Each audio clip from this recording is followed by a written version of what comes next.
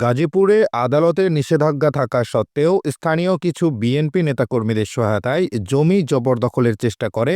এ সময় প্রতিবাদ করলে এক তরুণী সহ ৩ জনকে নৃশংসভাবে পিটিয়ে আহত করার অভিযোগ উঠেছে। আমার গায়ে হাত তুলে ফেলছে। একটা মেয়েকে যদি জামা টেনে ছিঁড়ে ধরে, সে মেয়ে কি করবে? আগে সে চাবে তার সম্মানটাকে ঢেকে রাখার জন্য।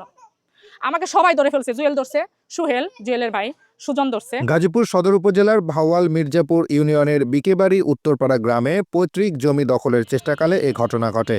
এই ঘটনায় আহতরা হলেন খোরশেদ আলমের সন্তান রুবেল, খাদিজা আক্তার ও জাকারিয়া।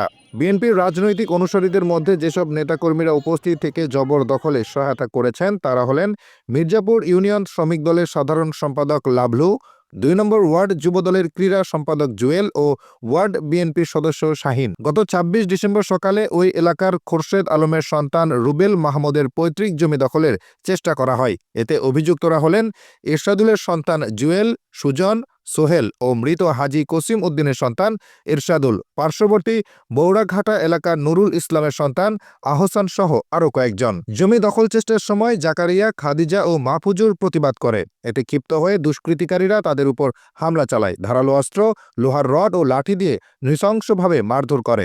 খাদিজাকে এলোপাতাড়িভাবে প্রহার করা হয়, তলপেটে একাধিকবার আঘাত করা হয় এবং শ্লীলতাহানি করা হয়। মাহফুজুর রহমানের একটি মোবাইল ফোন ভাঙচুর করা হয়। পরে স্থানীয়রা এগিয়ে আসলে হামলাকারীরা পালিয়ে যায়। আহতদেরকে গাজীপুর শহীদ তাজউদ্দিন আহমেদ মেডিকেল কলেজ হাসপাতালে ভর্তি করা হয়। বৃহস্পতিবার দিন যখন তারা আসছে করতে, এই যে বাউন্ডারি করতে, তখন কি করছে, আমি মোবাইল বের করে ভিডিও করতেছিলাম। তো আমরা তো কোনো কিছু বলারই না, তারা লাঠি সুটা অনেক কিছু নিয়ে আসছে। তা না হলো তো আপনার ১-১৫০ জন লোক নিয়ে আসছে, তাদের সামনে আমাদের কথা বলার, আমি শুধু এই মোবাইলটা বের করে ভিডিও করতেছিলাম। পরে করলো কি, মোবাইল আমার হাতে মোবাইল সহ হাতের মধ্যে আমার করছে কি সাফাল দিয়ে বাড়ি মারছে।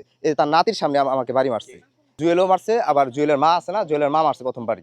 ওই যে তারা জোরপূর্বক জমি দখল করতে আসছে, আমরা শুধু ভিডিও করছি যাতে ডকুমেন্টস আমাদের সাথে থাকে। পরে মামার একটা মোবাইল নিয়ে করছে কি, নিয়ে গেছে, নিয়ে সব ডিলিট করে দিচ্ছে একবারে। এটা তার কাছে অনেক ভিডিও ছিল, নিয়ে তারপরে পুলিশের মাধ্যমে তারপরে দিছে 10টার দিকে মোবাইল দিছে, হয়েছে আপনার 5টার দিকে 4টার দিকে মোবাইল দিচ্ছে, সব ডিলিট করে দিচ্ছে একবারে, কিচ্ছু নাই। আমার জায়গায় খালি রয়েছি, তাই একজন কেমন সরেন একজন আমার বলছে হ্যাঁ নগদ আমি কোনটা কই নাই, ওই সময় আমাদের জায়গায় খালি আছি বলেন থেকে আপনারা সরেন। পিছনে একটা কোম্পানির জায়গা নিচ্ছে, তো তারা আমাদের দীর্ঘদিন যাবৎ এই রাস্তাটা চাচ্ছে যে কোনোভাবে।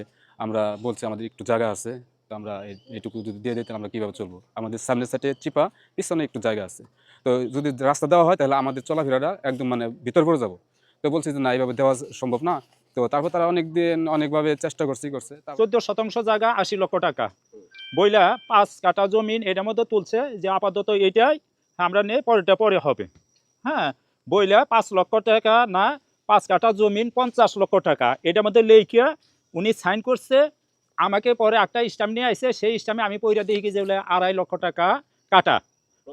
হ্যাঁ, প্রতারণা মানে এই যে দেখেন, এটাই তো আমার টাকা দিলে তো আমি 12.5 লক্ষ টাকার মধ্যে আমি সাইন করতাম। এই ঘটনায় খোরশেদ আলমের সন্তান রুবেল মাহমুদ বাদী হয়ে জয়দেবপুর থানায় একটি লিখিত অভিযোগ দায়ের করলে ওসি মারামারির ঘটনায় মামলা করার পরামর্শ দেন। যেহেতু আদালতে বিচার চলমান, হ্যাঁ, আদালতে যে রায়টা দেয় ওটি আমি মেনে নিব। কি আর তো ইয়ার ভিতর জানি কেউ জানি এই জমিনে কোনো ধরনের বাধা বিঘ্ন বা হস্তক্ষেপ বা সেই জানি আর কোন জবরদস্তি বা মারপিট হাঙ্গাদামা যাতে আর না করে, এটা বিচার চাই আমি। এটা পূর্ণাঙ্গ বিচার চাই, কারণ আমার মেয়েটা আমি বিয়ে দিচ্ছি, আমার একটি মেয়ে, আমার খুব কষ্ট লাগে। হানির দিতেছে, আমাদের হামলা দিতেছে, মানে এরে মেরে ফেলবে, এরে রাস্তায় দেখলে মেরে ফেলবে, এরে মেরে ফেলবে। আমাদের তো একটা নিরাপদ দরকার। আর আমি সবার আগে আমি বিচার চাই, আমি একটা মেয়ে, আমাকে এখানে আমার মান সম্মান নিয়ে তারা টানাটানি করছে।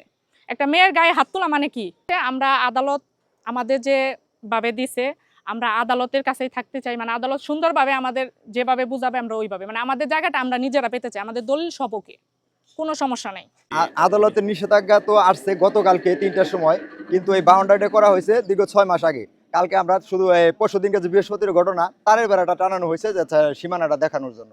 জমিটা তো সে বিক্রি করবো এটাই। তারপরে তারা আদালতে এই করার পরে, নিষেধাজ্ঞা আসার পরে আমরা কেউ কাছে আসি নাই, কারণ আইনকে আমরা শ্রদ্ধা করি, আইনকে মানি, আইনে যেটা করবে আমরা ওইটাই আনি। মারামারি অভিযোগ এটা সম্পূর্ণ মিথ্যা, ভিত্তিহীন। আপনি পাশে যারা আছে তাদেরকে জিজ্ঞাসা করেন, আমার মুখে তো শুনলে আপনি বিশ্বাস নাও করতে পারেন। আশেপাশে যারা আছে তাদেরকে সবার কাছে জিজ্ঞাসা করেন, যদি তো প্রমাণ পাওয়া যায় তাহলে আমরা না, হাতাহাতি না, হয়তো ধাক্কাধাক্কি হয়েছে, এটা হয়েছে, কিন্তু মারামারি জখম বা এমন কিছু হয় না। আদালতের নিষেধাজ্ঞার পরে কোনো কাজকাম হয় নাই। কালকে পুলিশ আমাকে ফোন দিয়ে জানাইছে যে আপনাদের যে জমি ব্যাপারটা, এটা নিয়ে বসবো।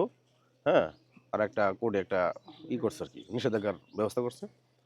এক্ষেত্রে কালকে এ জায়গায় যখন আমরা আসছি, স্থানীয় মেম্বার ছিল, স্থানীয় প্রতিনিধি ছিল, এলাকার ময়মুরব্বী ছিল। মারামারি ঘটনায় আমি এখানে দাঁড়ানো ছিলাম, ঠিক আছে? এখানে এরকম কোনো মারামারি হয় নাই, এখানে ধাক্কাধাক্কি হয়েছে। যাদবপুর থানার ভারপ্রাপ্ত কর্মকর্তা ওসি আব্দুল হালিম জানান, পুলিশ এই ঘটনাটি নজরদারিতে রেখেছে, তদন্ত করছে এবং তদন্ত সাপেক্ষে আইনগত ব্যবস্থা গ্রহণ করা হবে। Desk report, নিত্যবেলা।